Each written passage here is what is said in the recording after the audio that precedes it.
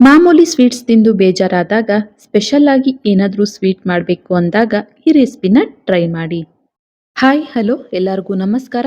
ಜ್ಯೋತಿ ಪಾಕಶಾಲೆಗೆ ತಮ್ಮೆಲ್ಲರಿಗೂ ಸ್ವಾಗತ. ಇಂದಿನ ವಿಡಿಯೋದಲ್ಲಿ ನಾನು ಒಂದೊಳ್ಳೆ ಸ್ಪೆಷಲ್ ಆಗಿರುವಂತಹ ಒಂದು ಸ್ವೀಟನ್ನು ನಿಮ್ಮೊಂದಿಗೆ ಶೇರ್ ಮಾಡ್ಕೊಳ್ತಾ ಇದ್ದೇನೆ.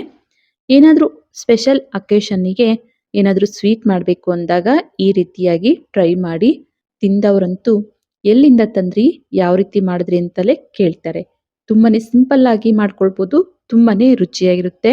ಮಕ್ಕಳಂತೂ ಒಮ್ಮೆ ಟೇಸ್ಟ್ ಮಾಡಿದ್ರೆ ಮತ್ತೆ ಪದೇ ಪದೇ ಮಾಡಿಕೊಡು ಅಂತ ಕೇಳ್ತಾರೆ. ಬನ್ನಿ, ಈ ಸಿಂಪಲ್ ಆಗಿರುವಂತಹ ರುಚಿಕರವಾಗಿರುವಂತಹ ಈ ಸ್ವೀಟನ್ನು ಯಾವ ರೀತಿ ಮಾಡೋದು ಅಂತ ನೋಡೋಣ. ಅದಕ್ಕಿಂತ ಮುಂಚೆ ಹೊಸದಾಗಿ ನಮ್ಮ ಕುಕಿಂಗ್ ವಿಡಿಯೋಸ್ನ ನೋಡ್ತಿದ್ದಲ್ಲಿ ಪ್ಲೀಸ್ ಸಬ್ಸ್ಕ್ರೈಬ್ ಮಾಡ್ಕೊಳ್ಳಿ. ಈ ಸ್ವೀಟನ್ನು ಯಾವ ರೀತಿ ಮಾಡೋದು ಅಂತ ನೋಡೋಣ ಬನ್ನಿ. ಮೊದಲಿಗೆ ನಾನಿಲ್ಲಿ ಒಂದು ಬಟ್ಲಲ್ಲಿ 1/4 ಕಪ್ ಆಗುವಷ್ಟು ಸಕ್ಕರೆನ ತೆಗೆದುಕೊಂಡಿದ್ದೇನೆ. ಈ ಸಕ್ಕರೆನ ಮಿಕ್ಸಿ ಜಾರಿಗೆ ಸೇರಿಸ್ತಾ ಇದ್ದೇನೆ. ಈಗ ಅದೇ ಕಪ್ಪಲ್ಲಿ ಗಟ್ಟಿಯಾದಂತಹ ಒಂದು ಅರ್ಧ ಕಪ್ ಆಗುವಷ್ಟು ಮೊಸರನ್ನ ಇದೇ ಮಿಕ್ಸಿ ಜಾರಿಗೆ ಸೇರಿಸ್ತಾ ಇದ್ದೇನೆ. ಆದಷ್ಟು ಫ್ರೆಶ್ ಆಗಿರುವಂತಹ ಮೊಸರನ್ನ ಬಳಸಲಿಕ್ಕೆ ಟ್ರೈ ಮಾಡಿ. ಅನಂತರ 1/4 ಕಪ್ ಆಗುವಷ್ಟು ಎಣ್ಣೆ ಅಥವಾ ತುಪ್ಪ ಯಾವ್ದು ಬೇಕಾದರೂ ಬಳಸ್ಬೋದು. ನಾನಿಲ್ಲಿ ಒಂದು 1/4 ಕಪ್ ಆಗುವಷ್ಟು ತುಪ್ಪನ ಸೇರಿಸಿ ನೋಡಿ, ಆದಷ್ಟು ನುಣ್ಣಗೆ ಈ ರೀತಿಯಾಗಿ ಪೇಸ್ಟನ್ನು ಮಾಡ್ಕೊಳ್ಬೇಕಾಗುತ್ತೆ ಇದೆಲ್ಲವನ್ನ. ಈಗ ಇದನ್ನ ಸೈಡ್ಗೆ ತೆಗೆದಿಟ್ಟು ಯಾವ ಕಪ್ಪಲ್ಲಿ ನಾವು ಸಕ್ಕರೆ ಹಾಗೂ ಮೊಸರನ್ನ ತೆಗೆದುಕೊಂಡಿದ್ವೋ ಅದೇ ಕಪ್ಪಲ್ಲಿ 1 ಕಪ್ ಆಗುವಷ್ಟು ಮಾಮೂಲಿ ಉಪ್ಪಿಟ್ಟು ರವೆನ ಒಂದು ದೊಡ್ಡ ಮಿಕ್ಸಿ ಜಾರಿಗೆ ಸೇರಿಸಿ, ಅನಂತರ 2 ಟೇಬಲ್ ಸ್ಪೂನ್ ಆಗುವಷ್ಟು ಕಸ್ಟರ್ಡ್ ಪೌಡರ್ ಅನ್ನು ಸಹ ಸೇರಿಸಿ ಇದನ್ನು ಸಹ ನೋಡ್ಬೋದು ಈ ರೀತಿ ಆದಷ್ಟು ನುಣ್ಣಗೆ ರುಬ್ಕೊಳ್ಬೇಕಾಗುತ್ತೆ. ನಾನಿಲ್ಲಿ ವೆನಿಲಾ ಫ್ಲೇವರ್ ಕಸ್ಟರ್ಡ್ ಪೌಡರ್ ಅನ್ನ ಬಳಸಿದ್ದೇನೆ. ಈಗ ಈ ರೀತಿ ಒಂದು ಅಗಲವಾದಂತಹ ಬಟ್ಲಿಗೆ ಮೊದಲಿಗೆ ರುಬ್ಬಿರುವಂತಹ ಪೇಸ್ಟ್ ಅನ್ನ ಸೇರಿಸ್ತಾ ಇದ್ದೇನೆ. ಅನಂತರ ಇದಕ್ಕೆ ರವೆ ಮಿಶ್ರಣವನ್ನ ಸೇರಿಸ್ತಾ ಇದ್ದೇನೆ. ಪುಡಿ ಮಾಡಿರುವಂತಹ ರವೆ ಮಿಶ್ರಣವನ್ನ ಸೇರಿಸಿ ಇದನ್ನ ಈಗ ಒಂದೇ ಡೈರೆಕ್ಷನ್ ಅಲ್ಲೇ ಮಿಕ್ಸ್ ಮಾಡ್ಕೊಳ್ಬೇಕಾಗುತ್ತೆ. ನಿಧಾನವಾಗಿ ನೋಡಿ, ಈ ರೀತಿ ಒಂದೇ ಡೈರೆಕ್ಷನ್ ಅಲ್ಲೇ ಇವನ್ನ ಮಿಕ್ಸ್ ಮಾಡ್ಕೊಳ್ಬೇಕು. ಮಕ್ಕಳು ಸ್ಪೆಷಲ್ ಆಗಿ ಏನಾದರೂ ಸ್ವೀಟ್ ಮಾಡ್ಕೊಡಿ ಅಂದಾಗ ಈ ರೀತಿ ಮಾಡಿಕೊಟ್ರೆ ಒಮ್ಮೆ ಟೇಸ್ಟ್ ಮಾಡಿದವರು ಮತ್ತೆ ಪದೇ ಪದೇ ಕೇಳ್ತಾರೆ. ಅಷ್ಟು ರುಚಿಯಾಗಿರುತ್ತೆ ಈ ಸ್ವೀಟ್ ರೆಸಿಪಿ ಅಂತೂ. ನೋಡಿ, ಗಟ್ಟಿಯಾಗಿದೆ.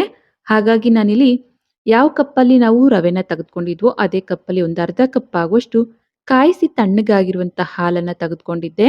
ಸ್ವಲ್ಪ ಸ್ವಲ್ಪನೇ ಹಾಲನ್ನ ಸೇರಿಸ್ಕೊಳ್ತಾ ಇದನ್ನ ಮಿಕ್ಸ್ ಮಾಡ್ಕೊಳ್ಬೇಕಾಗುತ್ತೆ. ಒಮ್ಮೆಲೆ ಹಾಲನ್ನ ಸೇರಿಸ್ತೇನೆ, ಸ್ವಲ್ಪ ಸ್ವಲ್ಪನೇ ಹಾಲನ್ನ ಸೇರಿಸಿ ನಾವು ಮಿಕ್ಸ್ ಮಾಡಬೇಕು. ಮತ್ತೆ ಸ್ವಲ್ಪ ಹಾಲನ್ನ ಸೇರಿಸಿ ಮಿಕ್ಸ್ ಮಾಡ್ತಾ ಇದ್ದೇನೆ. ಒಂದು 1/4 ಕಪ್ ಆಗುವಷ್ಟು ನಾನಿಲ್ಲಿ ಹಾಲನ್ನ ಸೈಡ್ಗೆ ತೆಗೆದಿಡ್ತಾ ಇದ್ದೇನೆ. ಇದೆಲ್ಲವನ್ನ ಚೆನ್ನಾಗಿ ಮಿಕ್ಸ್ ಮಾಡಿ. ನೋಡಿ, ಈಗ ಮಿಕ್ಸ್ ಮಾಡಿದ್ದಾಯ್ತು. ಇದನ್ನ ಈಗ ಒಂದು 15 ನಿಮಿಷ ನೆನಿಲಿಕ್ಕೆ ಬಿಡಬೇಕಾಗುತ್ತೆ. ನೋಡಿ, ಈ ಹದಕ್ಕೆ ಮಿಕ್ಸ್ ಮಾಡಿದ್ದೇನೆ. ಇದನ್ನ ನಾನಿಲ್ಲಿ 15 ನಿಮಿಷ ನೆನಿಲಿಕ್ಕೆ ಬಿಡ್ತೇನೆ. ಈಗ ಗ್ಯಾಸ್ ಮೇಲೆ ಬಾಣಲೆನ ಇಟ್ಟು ಗ್ಯಾಸನ್ನು ಹಚ್ಚಿ ಇದಕ್ಕೆ ಒಂದು ಚಿಕ್ಕ ಕಪ್ಪಲ್ಲಿ 1 ಕಪ್ ಆಗುವಷ್ಟು ನಾನಿಲ್ಲಿ ಸಕ್ಕರೆನ ತೆಗೆದುಕೊಂಡಿದ್ದೆ. ಈ ಕಪ್ಪಲ್ಲಿ ಅರ್ಧ ಕಪ್ ಆಗುವಷ್ಟು ಮಾತ್ರ ನಾನಿಲ್ಲಿ ಬಾಣಲೆಗೆ ಸಕ್ಕರೆನ ಸೇರಿಸ್ತಾ ಇದ್ದೇನೆ. ಗ್ಯಾಸನ್ನು ಲೋ ಫ್ಲೇಮಲ್ಲಿಟ್ಟು ಈ ಸಕ್ಕರೆನ ಕರಗಲಿಕ್ಕೆ ಬಿಡಬೇಕು. ಸಕ್ಕರೆನ ಕರಗಿಸಿ ನಾವು ಕ್ಯಾರಮೆಲ್ನ ರೆಡಿ ಮಾಡ್ಕೊಳ್ಬೇಕಾಗುತ್ತೆ. ಒಮ್ಮೆ ಇದನ್ನ ಆಗಾಗ ಈ ರೀತಿ ಮಿಕ್ಸ್ ಮಾಡ್ತಾ ನೋಡ್ಬೋದು, ಈ ರೀತಿ ಸಕ್ಕರೆನ ಕರಗಲಿಕ್ಕೆ ಬಿಟ್ಟು ಕ್ಯಾರಮೆಲ್ನ ರೆಡಿ ಮಾಡ್ಕೊಳ್ಬೇಕಾಗುತ್ತೆ. ನೋಡ್ಬೋದು, ಸಕ್ಕರೆ ಎಲ್ಲ ಕರಗಿದೆ. ಇನ್ನು ಸ್ವಲ್ಪ ಇದನ್ನ ಕುದಿಸ್ಕೊಳ್ಬೇಕಾಗುತ್ತೆ. ನೋಡ್ಬೋದು, ಚೆನ್ನಾಗಿ ಕ್ಯಾರಮೆಲ್ ರೆಡಿ ಆಗಿದೆ. ಈಗ ಇದಕ್ಕೆ ಚಿಕ್ಕ ಟೀ ಗ್ಲಾಸ್ ಅಲ್ಲಿ ಒಂದು ಅರ್ಧ ಗ್ಲಾಸ್ ಆಗುವಷ್ಟು ನೀರನ್ನ ಸೇರಿಸಿ ಒಮ್ಮೆಲೆ ಇದೆಲ್ಲವನ್ನ ಚೆನ್ನಾಗಿ ಮಿಕ್ಸ್ ಮಾಡ್ತೇನೆ.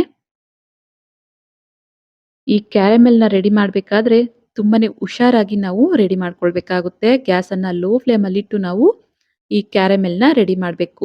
ಇಲ್ಲ ಅಂದಲ್ಲಿ ಸೀದೋಗಿ ಕಹಿ ಆಗೋಗುತ್ತೆ. ಹಾಗಾಗಿ ಗ್ಯಾಸನ್ನು ಲೋ ಫ್ಲೇಮಲ್ಲಿಟ್ಟೆ ಇದನ್ನ ರೆಡಿ ಮಾಡ್ಕೊಳ್ಬೇಕು. ಈಗ ಕ್ಯಾರಮೆಲ್ ರೆಡಿ ಆಯ್ತು. ಇದನ್ನ ಸೈಡ್ಗೆ ತೆಗೆದಿಡ್ತೇನೆ.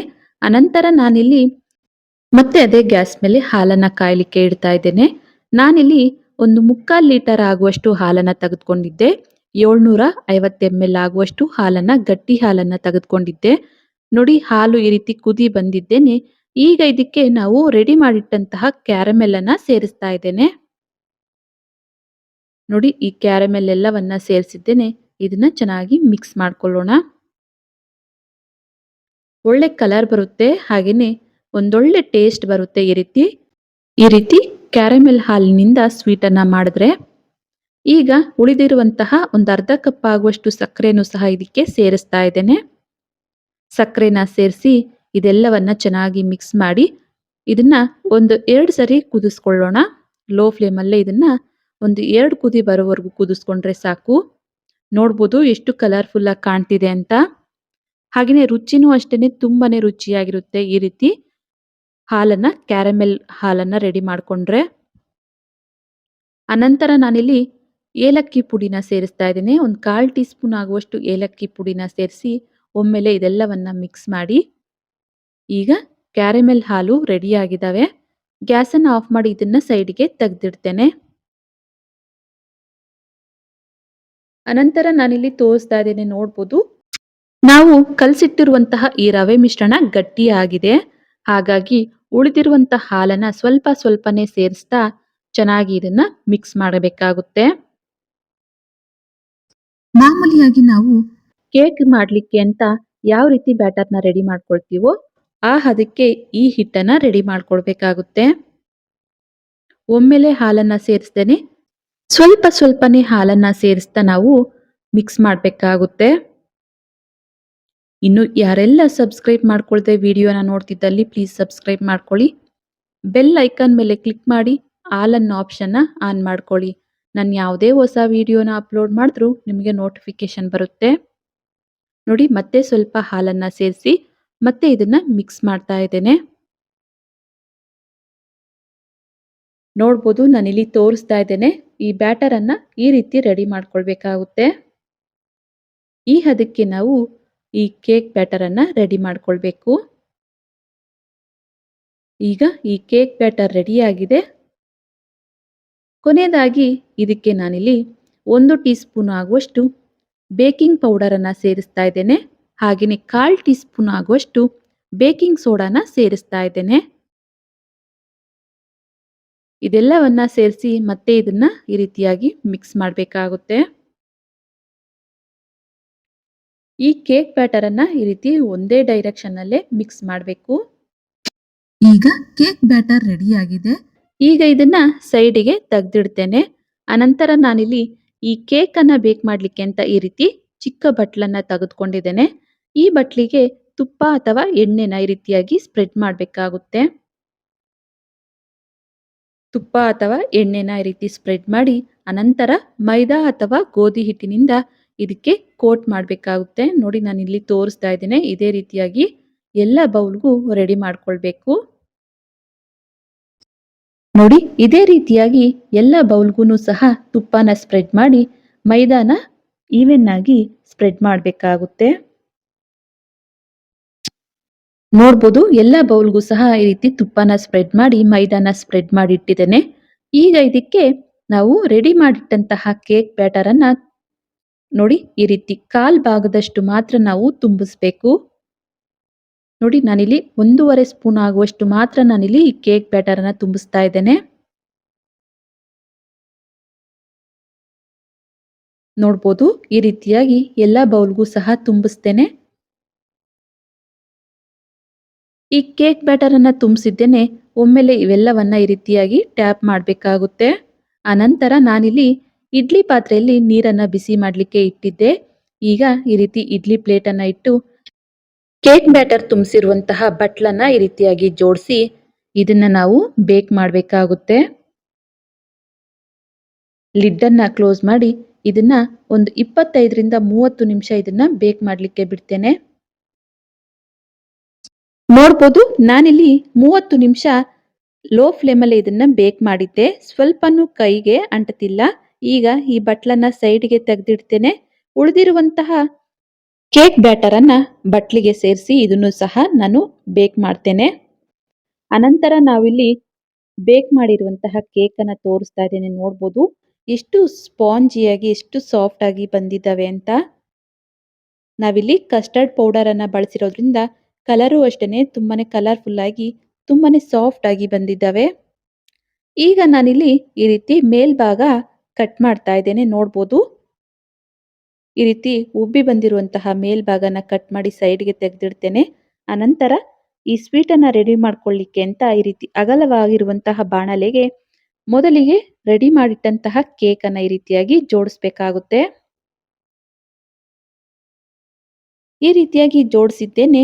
ಈಗ ಇದರ ಮೇಲೆ ಕ್ಯಾರಮೆಲ್ ಹಾಲನ್ನ ಸೇರಿಸ್ತಾ ಇದ್ದೇನೆ. ನಾವು ರೆಡಿ ಮಾಡಿಟ್ಟಂತಹ ಈ ಕ್ಯಾರಮೆಲ್ ಹಾಲನ್ನ ಸ್ವಲ್ಪ ಹೊತ್ತು ಫ್ರಿಜ್ಜಲ್ಲಿ ಇಟ್ಟು ತಣ್ಣಗಾದ ನಂತರ ಈ ರೀತಿ ಸರ್ವ್ ಮಾಡಿದ್ರೆ ಕೂಲ್ ಕೂಲ್ ಆಗಿ ತುಂಬಾನೇ ರುಚಿಯಾಗಿರುತ್ತೆ ಈ ಸ್ವೀಟ್ ರೆಸಿಪಿ ಅಂತೂ. ನೋಡಿ ಈ ರೀತಿಯಾಗಿ ಕ್ಯಾರಮೆಲ್ ಹಾಲನ್ನ ಎಷ್ಟು ಬೇಕೋ ಅಷ್ಟನ್ನ ಈ ರೀತಿಯಾಗಿ ಸ್ಪ್ರೆಡ್ ಮಾಡಿ ನಾನಿಲ್ಲಿ ಪಿಸ್ತಾಯಿಂದ ಈ ರೀತಿ ಗಾರ್ನಿಶ್ ಮಾಡಿದ್ದೇನೆ.